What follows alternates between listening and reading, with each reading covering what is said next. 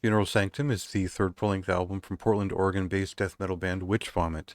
They're technically more of an old-school death metal-focused thing. Their sound has always been kind of a bit of an admixture of Swedish death metal of different types, as well as United States death metal along the lines of, I would say, Infestor, Immolation, and maybe a little bit of Incantation here and there. They're often lumped in with early Tomb Mold in sense of that sound, even though there's maybe a bit more Morbid Angel and that kind of thing in their sound. A lot of these bands that collect a lot of different styles and old scenes that put kind of mash them together are rightfully compared to the early days of Funebrarum. I think that sort of fits as a description of what they're kind of all about in a lot of ways. But this band has been part of the Portland death metal zeitgeist of the last decade for good reason. There may be more of a notable band and the more recent history signing to 20 Buck Spin. Their debut on Memento Mori, A Scream from the Tomb Below, was just kind of, it was kind of a cool thing. It was an underground death metal record with a strong Swedish death metal influence, but it had their own sound beyond the buzzsaw of it. And I think the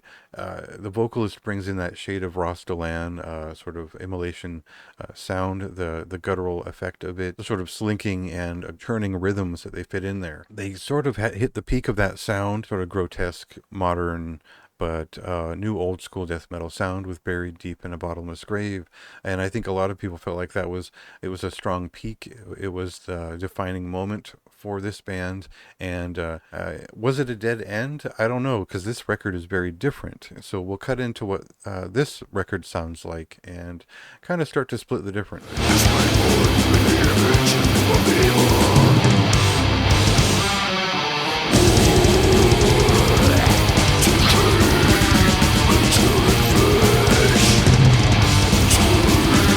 So rather than just do the same thing again, they did release an EP beyond 2019, and it was still in that style. It was maybe it sounded like they were going to incorporate a little bit of doom into their repertoire, and instead, this record takes some note from the early days of bands like Necrophobic and maybe Dissection. I hear a little bit of uncanny in the way that they put together a lot of these things, these melodies, and the guitar forward approach of it. But naturally, if you are a fan of Nocturnal Silence from Necrophobic's their first album, essentially, you'll understand what this record is doing in combining the pure death metal of this sort of Florida and New York range and infusing that with a bit of Slayer sophistication of Swedish death metal as we saw from about 1990 to 1994. The way that I would equate that and the best analog from the late 90s is probably Abominance the Way After, a little bit of an overlooked band that started out sounding a bit like Malevolent Creation and took inspiration from bands like Necrophobic and Dissection. So there is precedence for the sound that we find here. There are other examples of it, but Witch Vomit are doing it in their own way, and that means short, impactful songs. They're cutting a 30-minute record here. They're cutting right to the hook. They're going right for the impact of each song and not wearing it out. And I think that keeps this record from being boring.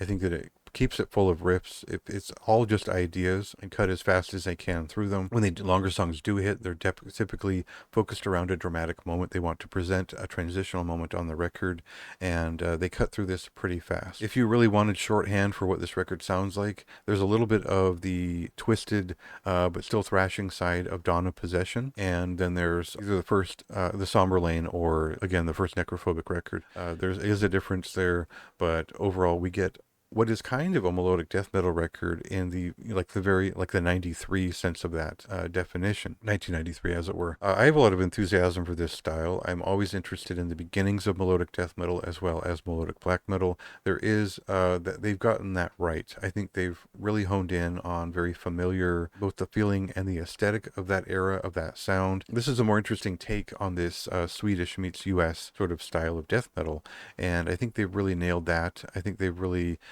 found the production values that were right for that sound, and they've hit memorable songs. I think that's all you could ask for. There's about 3 or 4 songs in here that are clearly meant to be a memorable, just kind of a hard-hitting moment, and it takes that 30 minutes that just blazes by and gives it points of punctuation and peaks that make it a very repeatable record, one that could have passed by very quickly and not made a dent. This is Witch Vomit at their most potent in most ways, but it is very much a sea change. It's a very different record. It's a very different feeling, and I think that will be alienating to folks who just want the usual thing, the sort of pure death metal focus of the band in the past. I think this is a really effective paradigm shift for the band. I think it's something they could expand upon even more, and it's very different from what You might look at a band like Transcendence out of LA today and see they're doing something similar with what they're sort of crafting. This is much more focused and tuneful. It gets right to the point and really shows their mastery of the moment rather than their turning away at it for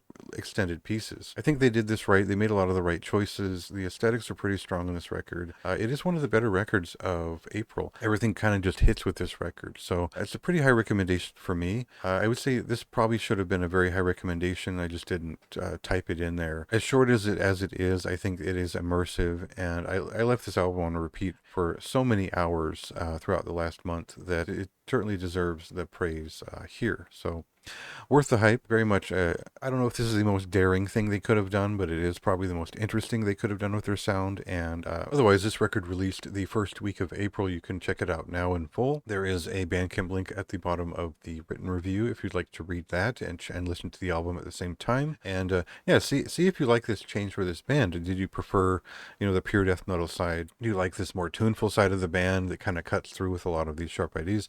What do you think about it?